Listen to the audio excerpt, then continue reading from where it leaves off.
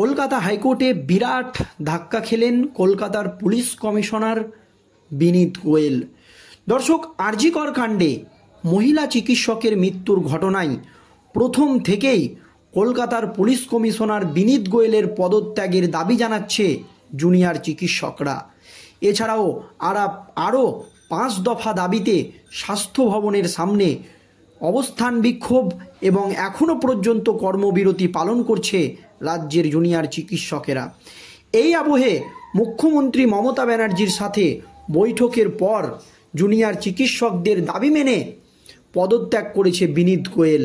এর পরপরও কর্মবিরতি তুলে নি রাজ্যের জুনিয়র চিকিৎসকরা। আর এরই মধ্যে কলকাতা হাইকোর্টে মহা ফ্যাসাদে পড়লেন কলকাতার পুলিশ কমিশনার বিনীত গোয়েল। পদত্যাগ করেও শেষ রক্ষা হলো না বিনীত গোয়েলের। দর্শক, কি হয়েছে এ যেন রবি ঠাকুরের ছোট গল্পের মতো, শেষ হয়েও হইল না শেষ। 24 ঘন্টা আগে কলকাতার পুলিশ কমিশনার পদ থেকে তাকে সরিয়ে দিয়েছে রাজ্য, তবুও আলোচনার কেন্দ্রবিন্দুতে সেই বিনীত গোয়েল। কলকাতার পুলিশ কমিশনার বিনীত গোয়েলকে অপসারণের দাবিতে আগেই মামলা দায়ের হয়েছিল কলকাতা হাইকোর্টে। বুধবার ওই মামলার শুনানিতে আবেদনকারীর আইনজীবী মহেশ জেঠমালানির আদালতের দৃষ্টি আকর্ষণ করে বলেন, যাকে সিপি পদ থেকে অপসারণের দাবিতে মামলা দায়ের হয়েছিল সেই বিনীতের তো পদোন্নতি হয়ে গেল, সিপি থেকে তো উনি এখন এডিজি হয়ে গেল।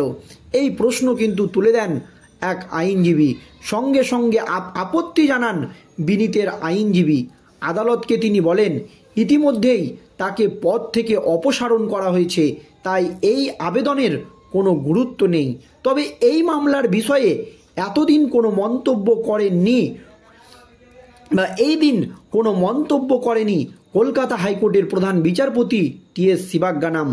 আদালত জানিয়েছে, আরজি কর সংক্রান্ত সমস্ত মামলা যেহেতু সুপ্রিম কোর্টে বিচারাধীন, তাই জুডিশিয়াল প্রোটোকল মেনে হাইকোর্টের মামলার শুনানির মুলতুবি থাকবে।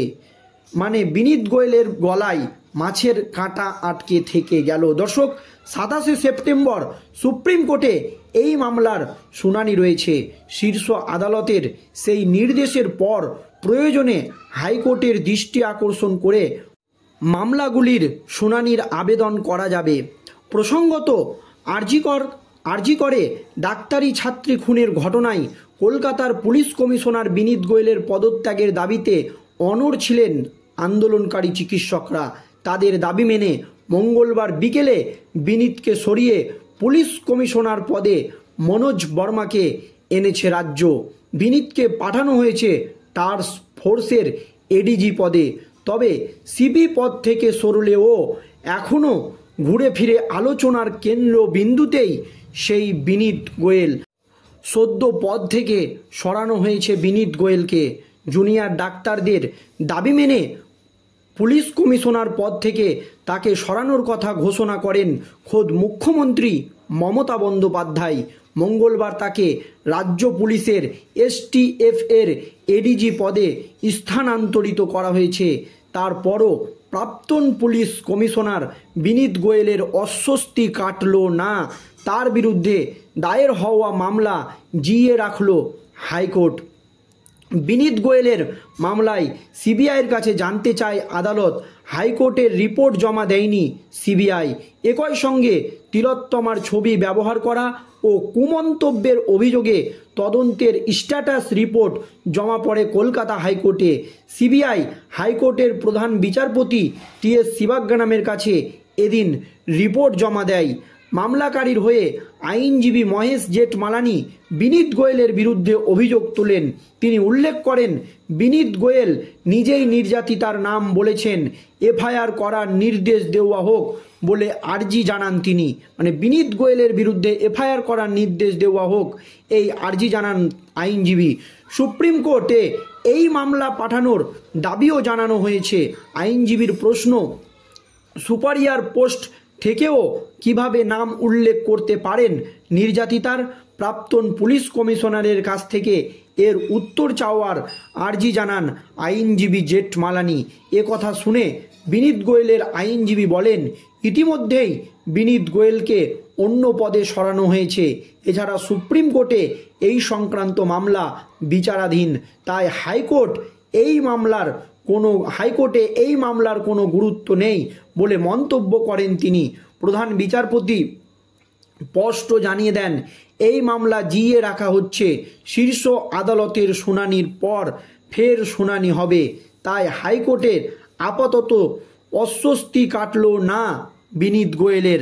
কলকাতা হাইকোর্টের প্রধান বিচারপতি বিনীত গোয়েলের কিন্তু অস্বস্তি জিইয়ে রাখলেন। উল্লেখ্য, আরজিকর কাণ্ডের আবহে কলকাতার তৎকালীন পুলিশ কমিশনার বিনীত গোয়েলকে বিতর্ক হয়েছে অনেক। তার পদত্যাগের দাবিতে লালবাজার অভিযান করেছিল জুনিয়র ডাক্তারেরা। মঙ্গলবার তাকে পদ থেকে সরানো হয়েছে।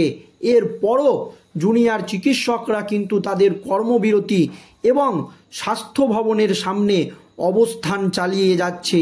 আর এই আবহে এক আইনজীবী কলকাতা হাইকোর্টে দাবি করছেন যে বিনীত গোয়েলকে সরানো হলেও বা তাকে সিপি পদ থেকে সরানো হলেও তার পদোন্নতি হয়েছে, তাকে আরও উঁচু পদে দেওয়া হয়েছে, এই মন্তব্য কিন্তু তিনি করেছেন।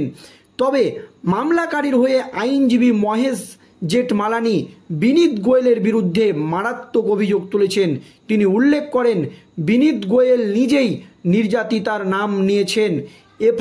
বিনীত গোয়েলের বিরুদ্ধে এফআইআর করার নির্দেশ দেওয়া হোক বলে আর্জি জানান ওই আইনজীবী। সুপ্রিম কোর্টে এই মামলার পাঠানোর দাবিও জানানো হয়েছে। আইনজীবীর প্রশ্ন, সুপিরিয়র পোস্ট থেকেও কিভাবে নাম উল্লেখ করতে পারেন নির্যাতিতার প্রাক্তন পুলিশ কমিশনারের কাছ থেকে, এর উত্তর চাওয়ার আর্জি জানান আইনজীবী জেঠমালানি। সব পরিশেষে বলা যায়, উল্লেখ্য, আরজিকর কাণ্ডের আবহে তৎকালীন পুলিশ কমিশনার বিনীত গোয়েলকে নিয়ে বিতর্ক অনেক হয়েছে। তার পদত্যাগের দাবিতে আপনারা জানেন লালবাজার অভিযান করেছে। শেষে চাপের মুখে বিনীত গোয়েল পদত্যাগ করতে বাধ্য হন, কিন্তু পদত্যাগ করলেও বিনীত গোয়েলের গলায় কিন্তু মাছের কাঁটা আটকেই রইল। কারণ প্রধান বিচারপতি জানিয়ে দেন, এই মামলা জিইয়ে রাখা হচ্ছে, মানে এই মামলা কিন্তু যে কোনো সময় উঠতে পারে আবারও হাইকোর্টে। শীর্ষ আদালতে শুনানির পর ফের শুনানি হবে। তাই হাইকোর্টে আপাতত অস্বস্তি কাটল না বিনীত গোয়েলের। দর্শক, বিনীত গোয়েলকে নিয়ে আপনাদের কি মতামত অবশ্যই ভিডিওর কমেন্ট বক্সে জানাবেন। ধন্যবাদ।